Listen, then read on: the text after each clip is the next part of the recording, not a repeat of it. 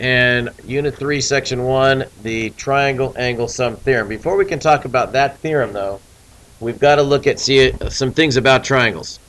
So the first kind of triangle, or first thing we're going to notice is that we can classify triangles by their sides. Classifying means to give them a name, or what we can call them.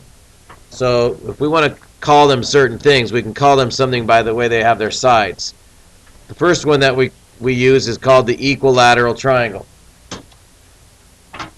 And that's a triangle that has all congruent sides. And equa, meaning equal, lateral, meaning sides. So that's where equal-sided or equilateral triangle comes in, all congruent sides. The second kind is called the isosceles triangle. It's got at least two congruent sides. So it's got at least two. This one has two. Would this first triangle could be called isosceles? Does it have at least two equal sides? Yeah, we could call that isosceles. Would we call that isosceles? No, probably not. We'd call it equilateral. But we could actually say that is an isosceles triangle because it does have at least two equal sides. And the last one that has no equal sides is called a scalene triangle. Scalene triangles have no congruent sides. Okay, we can also classify triangles by their angles. So the first one we would have is called an acute triangle, where it would have all acute angles. Acute meaning less than 90 degrees. And if you look at it too, I mean, they've got really small angles, so it's kind of cute anyways. It's kind of a cute triangle anyway, so you just know it's acute. So I always think of that as a cute triangle. So that's my acute. It's got all three acute angles. And then we also have equiangular. What would that match up to on the first slide? Equilateral. Yeah, that'd be the same as our equilateral. Equilateral triangle is going to be an equiangular triangle. If they're all equal sides, they're going to be all equal angles. So think about it this way. We already found out that if I added up these three angles, it makes 180 degrees.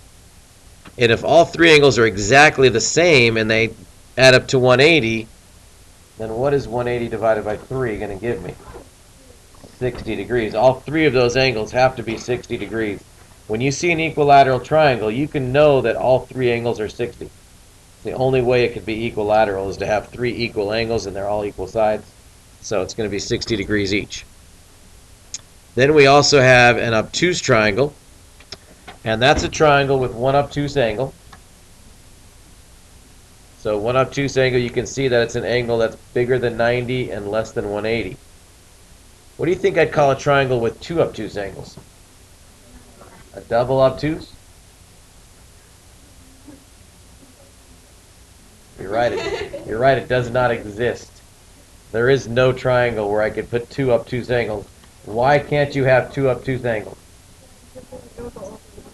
What did we just find out when we tore the angles? Got to add up to 180. What if you had two obtuse angles that are both more than 90? It's going to be more than 180. You're not going to be able to connect them. The two angles will go this direction, and there's no way to connect those. So yeah, you cannot have two obtuse angles. Only one. And then the last kind of triangle is the right triangle. And that's what we're going to see a lot of when we get to trig. But we will look at them in geometry too. So right triangle has one right angle. Can you have two right angles in a triangle? No, because again, that would add up to 180 and you wouldn't have anything left for the other angle. You would not have anything left for the other angle. So, triangles actually have a first, middle, and last name. I don't know if you knew that, but like most of us, we have first, middle, and last names. So does a triangle. This triangle right up here at the top is probably going to be called an acute isosceles triangle. Because it's acute because it's got all three acute angles. It's isosceles because these two are the same. So we could call it acute isosceles. Let's say that this triangle down here has these two angles the same. Or these two sides, I mean. If these two sides are the same, it would be called an obtuse isosceles triangle. So obtuse isosceles triangle. So first, middle, last name. Usually they use the angle as the first name and the side as the middle. Usually. You don't have to. Do you think I could have a triangle called a right scalene triangle? What would that be like? Be a right triangle with no equal sides, right? Right triangle down here with no equal sides. If these three sides are all different, it would be called a right scalene triangle. So you can mix and match any of the angles and sides together. So let's take a closer look at our isosceles triangle. So I'm going to have you label a few things on there for the isosceles. So we're going to see some isosceles things going on in this chapter, and I want you to really kind of know what an isosceles triangle is. You have two congruent sides, at least. Those two congruent sides we call legs. So you would call the two sides that are congruent are legs, and the bottom is going to be called a base. So you got two legs and you've got a base down here at the bottom. You've also got two base angles. Those are angles that are touching the base. They're both touching the base, so we call them base angles. And in an isosceles triangles, base angles are congruent. Catch that statement I just read. In an isosceles triangle, base angles are congruent. Change that to an if-then statement. If it's an isosceles triangle, then the base angles are congruent. Okay, so do you catch that? If it's isosceles, then base angles are congruent. Let's converse it. If base angles are congruent, then it's an isosceles triangle. So if I'm trying to prove that that triangle is isosceles, what would I need to show that's congruent? The base angles. And I could say then for sure it's an isosceles triangle. So you can use your converse of these statements or the regular statement itself. If I'm trying to prove that those two angles are congruent, then I just need to show that the two sides are congruent and then it's isosceles. Now I've proven that the base angles are congruent. So we use the converse and we use the statements a lot. So that's one thing we got there. Christine, did you have another question or no? Okay. Now let's move to the next one.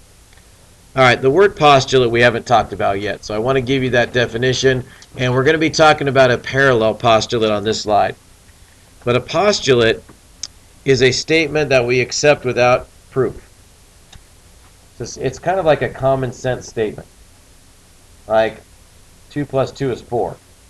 Remember the proof I was trying to show you that 2 plus 2 is 0, but 2 plus 2 is not 0.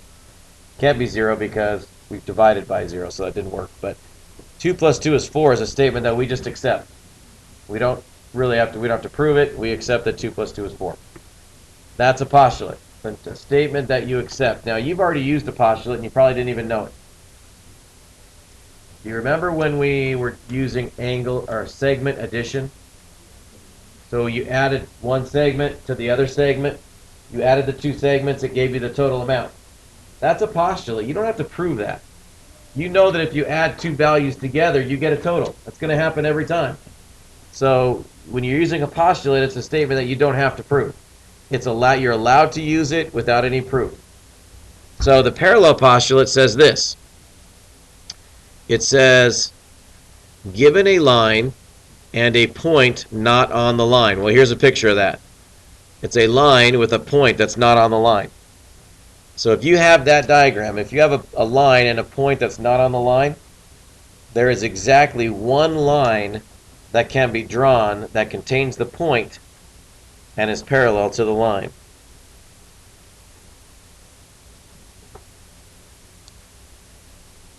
So given a line and a point not on the line, there is exactly one line that can be drawn that contains the point and is parallel to the line. So here's what I was talking about here.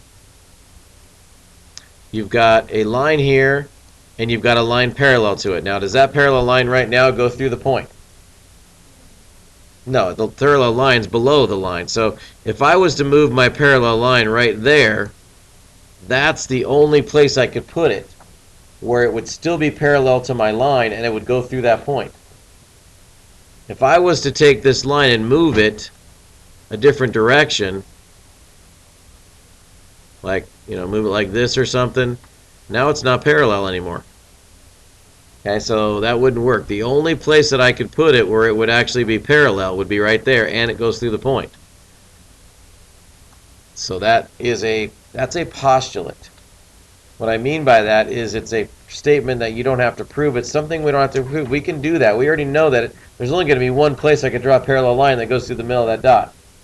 And that's the line that I put in right here. So that's called the parallel postulate.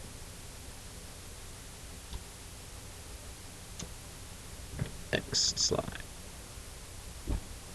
Okay, we're going to use this statement, use this postulate on this slide right here. We're going to prove the triangle angle sum theorem. Now, we physically already proved it with our triangles when we tore them out and then put the angles together and it made a straight line.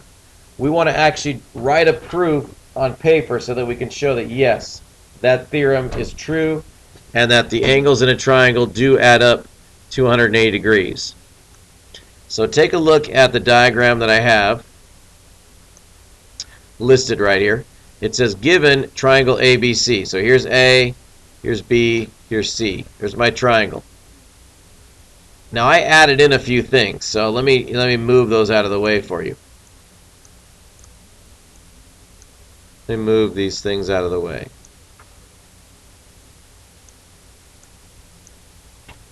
Do you see triangle ABC there?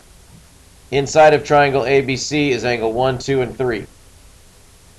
Okay, so you know that I have a triangle. Now here's what I did. I drew in these items. Am I allowed to do that? Am I allowed to draw that line across the top? Yes, because what was the parallel postulate that we just did? Given a line AB and point C that's not on the line, there is exactly one line that I could draw parallel. This is the line that I could draw in that's parallel to AB. So here's my point C. My arrows are telling me that it's going to be parallel to AB. So that's the one line that I could draw in that would be parallel to the bottom. That's a postulate. I don't have to prove it. I can just do it. Something that I don't have to prove. It's just a known common statement. There's one line that you can draw that's parallel to AB. Now my first statement on my proof here is not going to be given because I already know I have triangle ABC. What I'm going to put down is this. I'm going to put measure of angle 1 plus measure of angle 4 plus the measure of angle 5 equals 180 degrees. My reason is that it's a straight angle. Why would I use that reason? What do you notice about angle 1, 4, and 5? Do they look similar to what you put together today on your desk? Yeah, well, they all made that straight line. And how much do we know is a straight line? 180. So we could say that since 1, 4, and 5 make a straight line, that they have to equal 180, and that's what a straight angle is. Straight angle, the definition. I could have put definition of straight angle if I wanted to. That might even be a better way to write it. Definition of straight angle means that the definition, by definition, a straight angle is an angle that is 180 degrees. So if I'm adding up 1, 4, and 5, then I'm getting 180 degrees. Now let me tell you what statement 2 is and tell me if you know what the reason is going to be. Statement 2 is going to say angle 2 is congruent to angle 4. That's what statement 2 is going to say. Measure of angle 2 is congruent to the measure of angle 4. Why are those two congruent?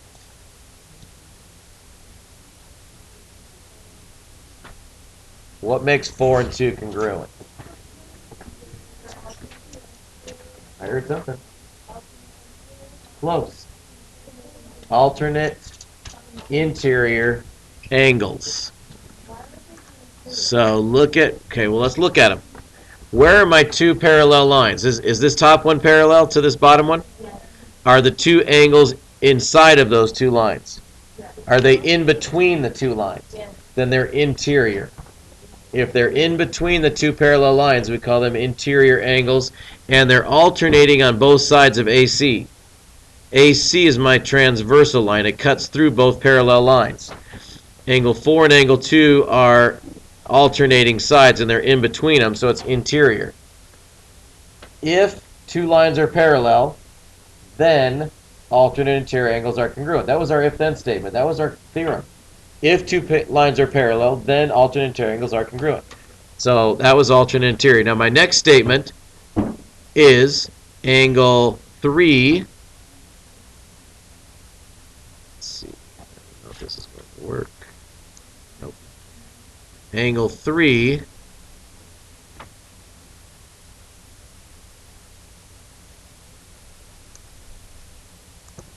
is congruent to angle 5.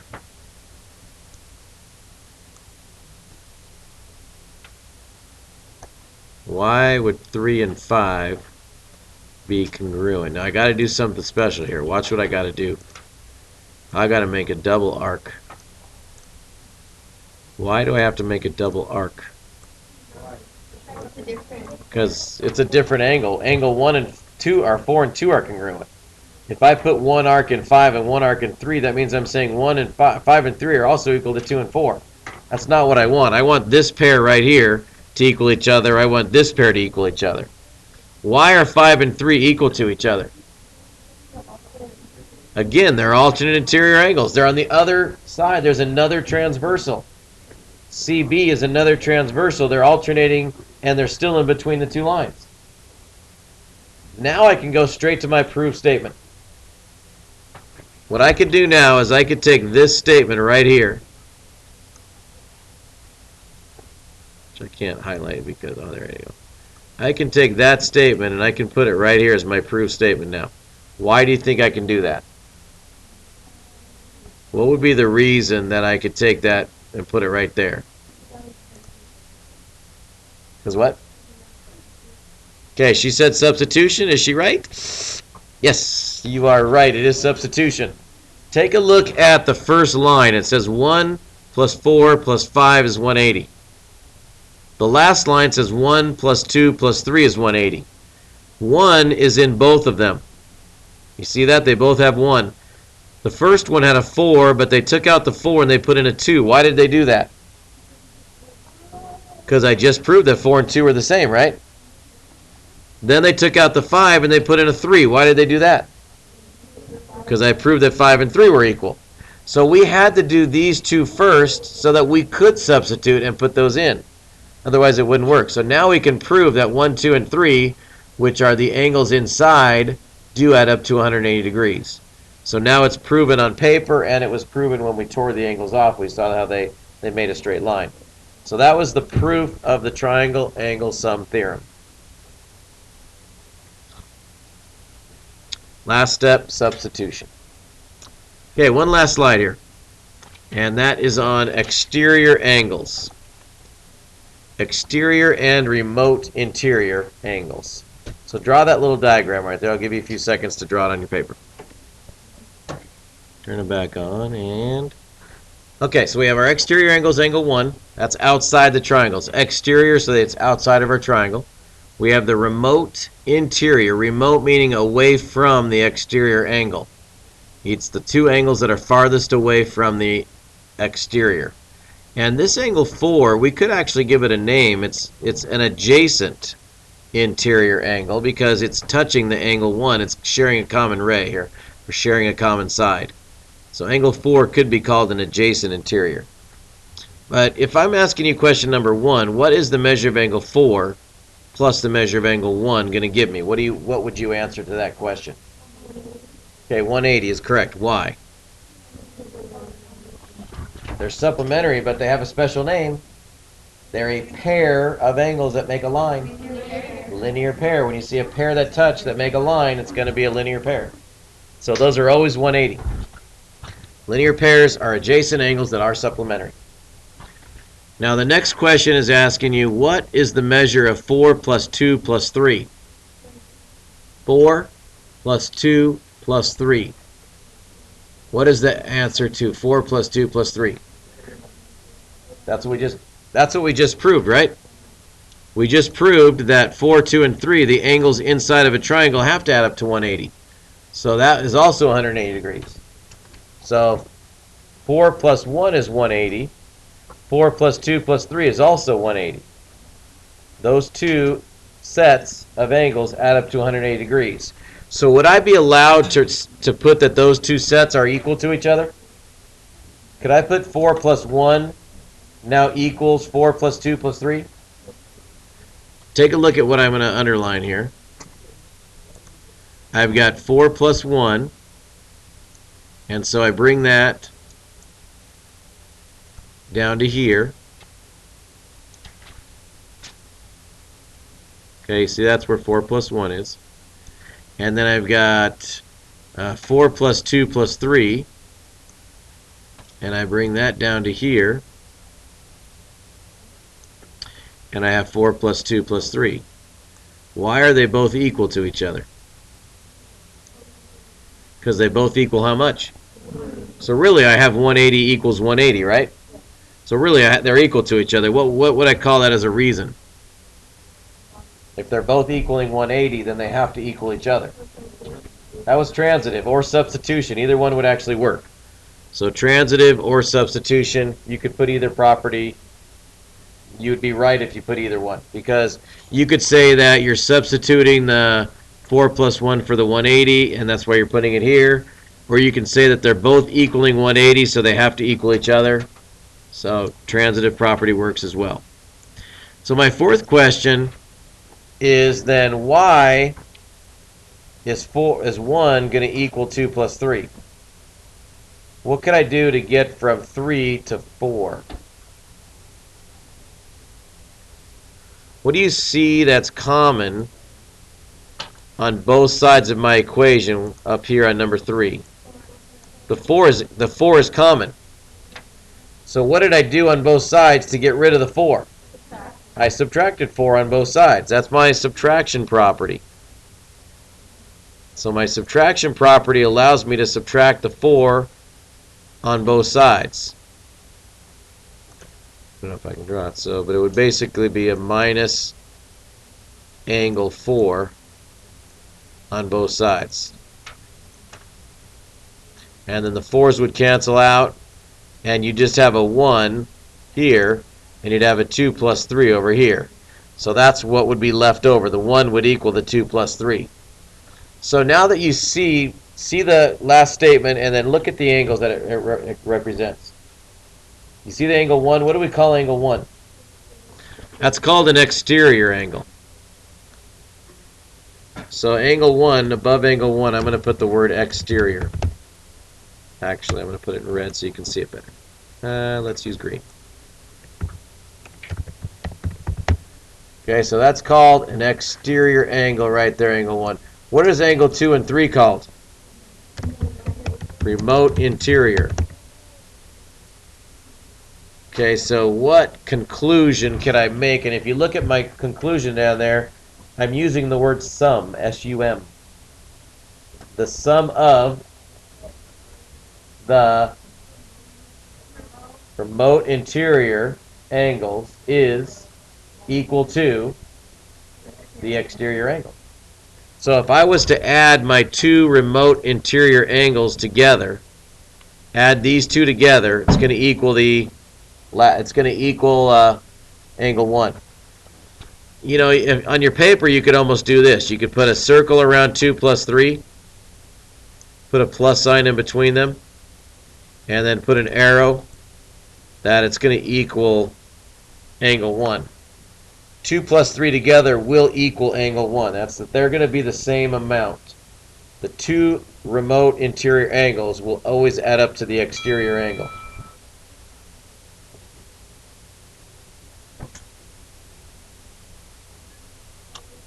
Okay, so that is it. That's all I got.